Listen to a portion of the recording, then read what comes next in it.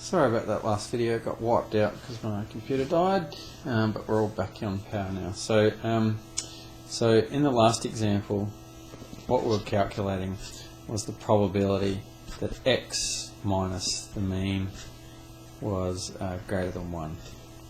So we're having a look at that, and the way we did that was to standardize this. We want it to make it look like our z statistic. Remember, our z statistic is equal to some value of x minus the mean over the standard deviation of x. And so that's what we're doing here. Even more specific, that's the expected value of x over the standard deviation of x. Okay, so in this example we tried to make it look like that.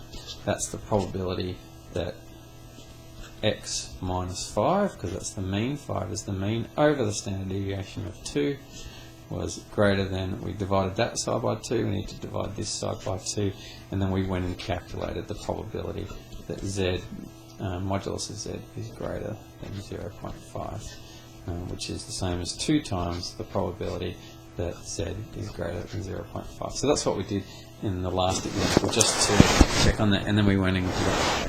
That's fine. So just to reiterate what we did in the last video, just in case it sort of got messed up when my computer died. This question here asks you to find the probability that a value of x bar, okay, so a standard mean, a sample mean, is more than 1 unit from the mean. We're using a sample size of 16. So in this question, what we're looking for is the distance of x bar to 5 is greater than 1. Okay, so this is part B from before, where we had a mu of 5 and a standard deviation of 2. So this is what we're looking at here. Now, again, we want to standardize it because we can't find probabilities if we don't standardize it. So that's equal to the probability. Let's make it look like something we recognize. X bar minus 5, but I'll put the modulus in, but we want to divide by the standard deviation. I'll just write this here. Standard deviation of x bar down here.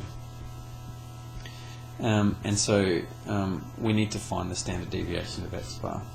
In specific, what is the standard deviation of x bar? Remember, the standard deviation of the sample mean is sigma over root n.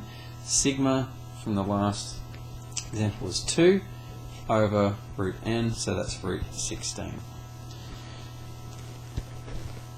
We've still got this 1 over here that we haven't done anything, so we need to do the same thing on this side. We've divided this side by 2 on root 16, we need to do the same on this side, 2 on root 16. And then we haven't changed this inequality any, so there we go.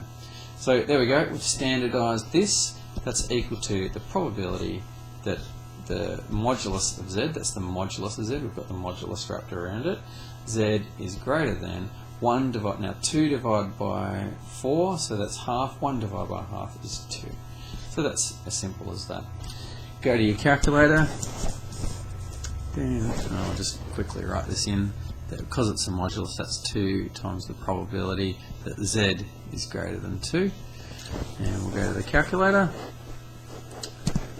and we'll go to menu, probability, distributions, normal CDF. I'm just going to go negative infinity to negative 2, it will give me the same result, and then I'll multiply by 2.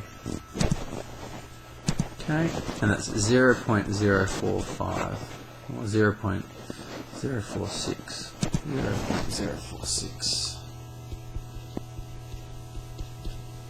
That's the probability that we'll get a sample size more than 1 unit away. Sample mean like that.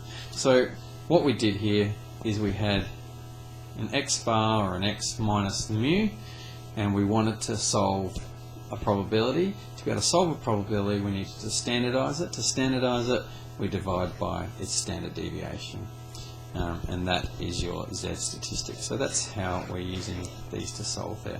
Hope that makes sense. See you in the next video, which should be a really quick one, and that's it.